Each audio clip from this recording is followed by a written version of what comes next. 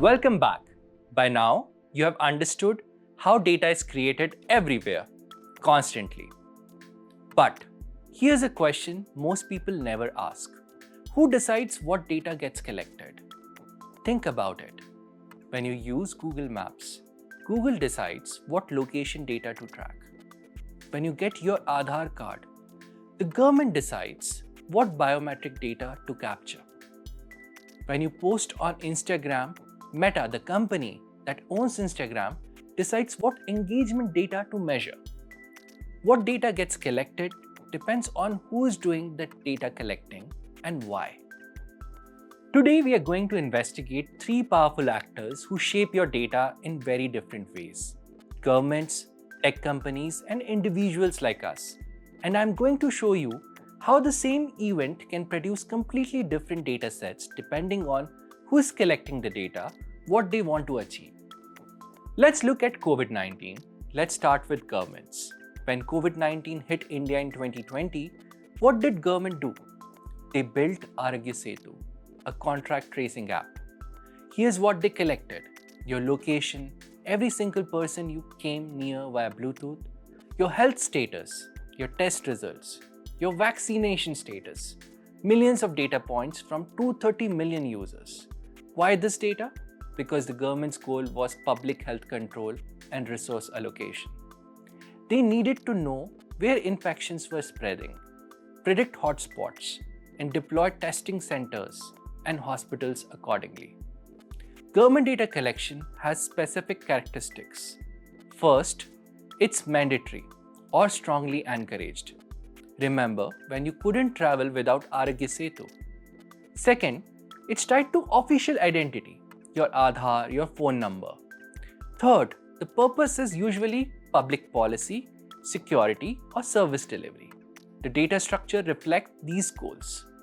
Lecture-2 tracked location, proximity, and health status, exactly what you need for disease control.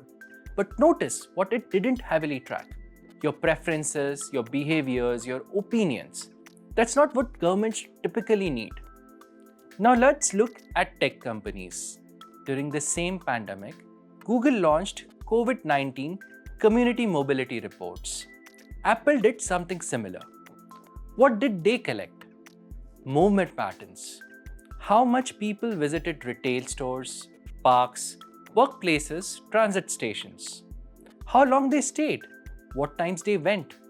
All anonymized and aggregated, but incredibly detailed behavioral data.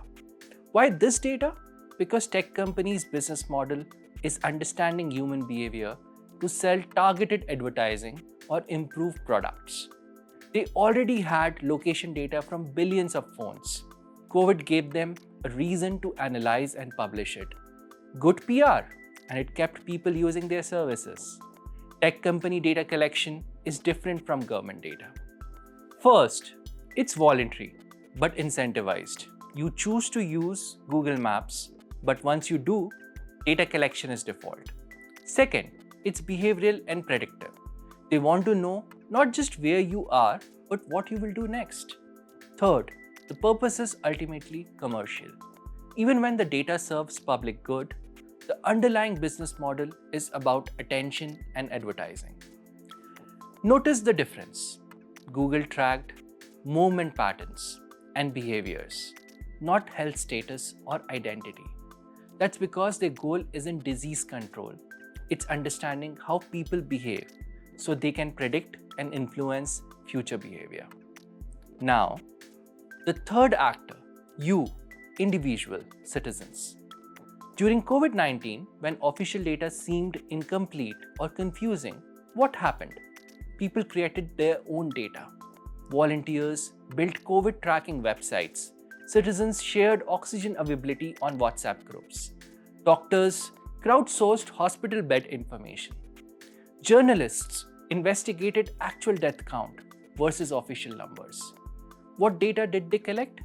Real-time ground reality. Which hospitals actually had beds? Which pharmacies had medicine? Where oxygen was available? And whose requests for help were unanswered? Why this data? Because the purpose was immediate community needs and accountability. When official systems were overwhelmed, citizen-generated data filled the gaps. It was about survival and mutual aid. Individual data collection has its own characteristics.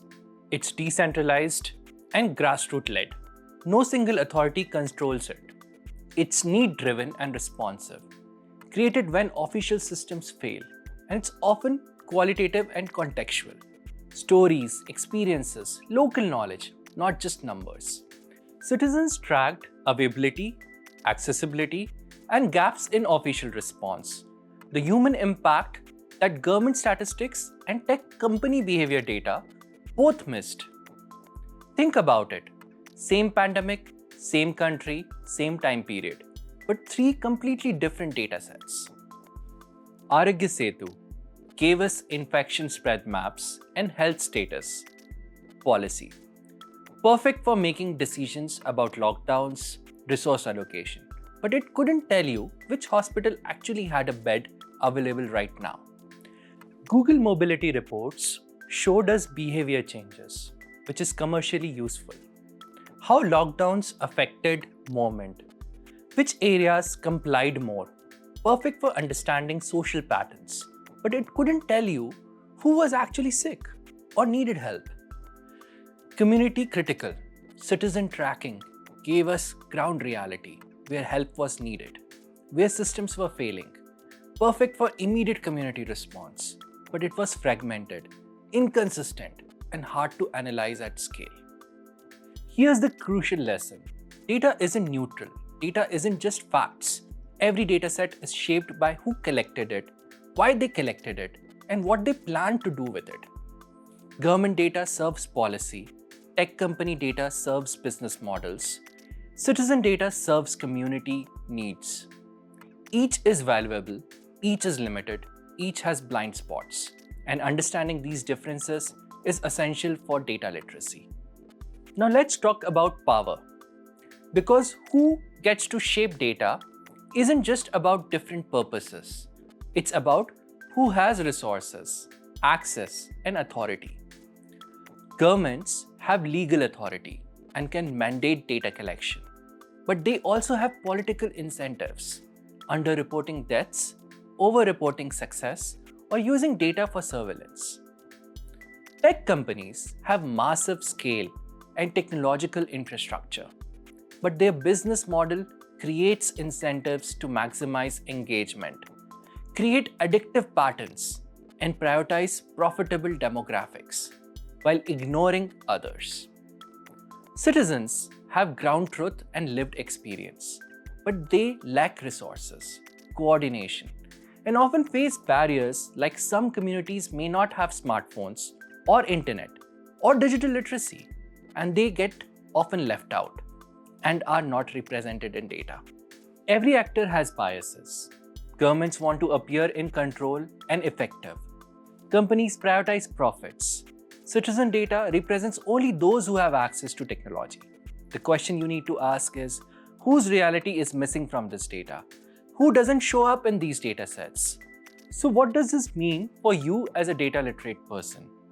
It means whenever you see data, whether it's a government report, a tech company statistics, or a viral social media claim, you need to ask three questions. 1. Who collected this data? Was it a government agency, a tech company, or citizens at large? Each has different capabilities and constraints. 2. Why did they collect it? What was their purpose? Policy making, profit, community aid. The purpose shapes what gets measured and what gets ignored. 3. What's missing? What perspectives aren't represented? Whose reality isn't captured? Who couldn't participate in data collection? Understanding the data is shaped by power, purpose, and perspective.